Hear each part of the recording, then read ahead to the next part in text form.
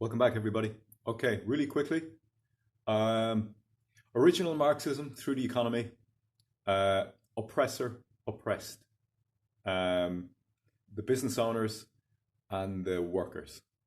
The business owners apparently oppressed the workers, the bourgeoisie and the proletariat. Original Marxism, okay? Cultural Marxism is oppressor, oppressed, gender, and race.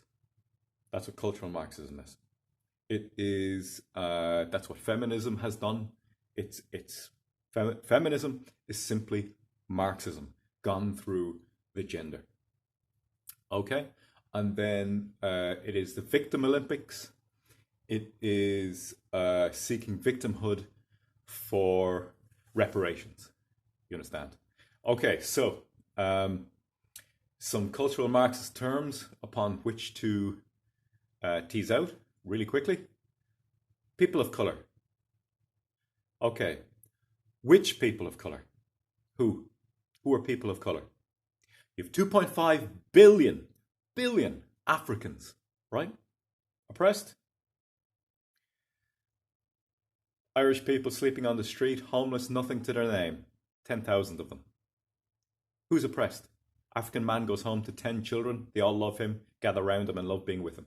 Who's oppressed? Hmm? Okay. People of color. Also, I'll add to the 2.5 billion Africans, 2.5 roughly again billion Indians. Who are people of color? Who? Who are people of color? Which ones? Who is a colorful person? Right? Oppressor, oppressed. Let's see another one. Privilege. Yeah. White privilege. Now, I had an argument with some BLM activists yesterday, and I'll do a video about that later. Black Lives Matter activists, right? But for now, I'm going to just stay on this one. Okay, white privilege. White privilege. Again, do you understand? Throwing anybody into a collective group. People of color, white privilege. Black, white, black, white, black, white. Binaries, binaries, binaries. Understand? Nothing else outside of it. You can't step outside of that. There's your binary. Okay. Privilege. Okay, what's privilege? Society is supposed to privilege its children. That's what a society is for. All right? A society, my father worked 50 years of his life. All right? Traveling 26 miles to work and back on a Honda 50 in every single kind of weather. A dutiful and responsible man to actually bring an income for his wife and his children. He worked so that I would have privilege in my society, in his society. And all the men of his era did that. All right? All of them. That's what creates a society. A society then privileges its children. And then when a group from outside the country floods people from other parts of the world into that society, it creates division, it creates tension, and it creates conflict, especially when there are paid agitators in that system doing that on purpose for that reason. Okay? What other terms do we have? Racist. Well, racist is an obvious one. I mean, it's like, who's racist? You know, like, I mean, I believe my race is the best race, you know, but then so does an African. And that's fine. That's great. I'm glad he does.